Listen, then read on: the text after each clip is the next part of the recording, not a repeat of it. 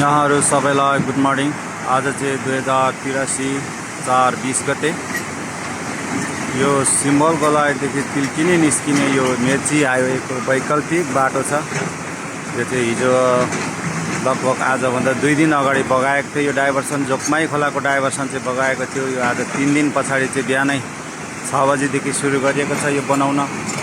आज लगभग 1 देखि 1.5 घन्टाभित्रमा यो बाटो सुचारू हुने सबैलाई जानकारी गराउँछु। र केही हेम पाइपहरू चाहिँ बगाएको छ र यसलाई केही जोगाड गरेर चलाइनेछ आज। र पानी पर्ने सम्भावना त आज निकै नै छ। पानीको सतह नबढे यो बाटो सुचारू चाहिँ हुने नै छ। पानीको सतह बढेमा यो फेरि बगाउँछ यो बाटो। त्यसैले यो बाटोको केही भर चाहिँ छैन यो कजोएको। र दुईटा मेसिनले बिहानैबाट चाहिँ हाम्रो अपरेटरहरू लागेर चाहिँ सबैलाई यातायात सुचारू गर्न उहाँहरू लागि परिराख्नु भएको छ। सबैलाई हेरिदिनु होला र यो भिडियो हेरेर यात्रा पनि गरिदिनु होला। आज चाहिँ यो बाटो खुल्नेछ।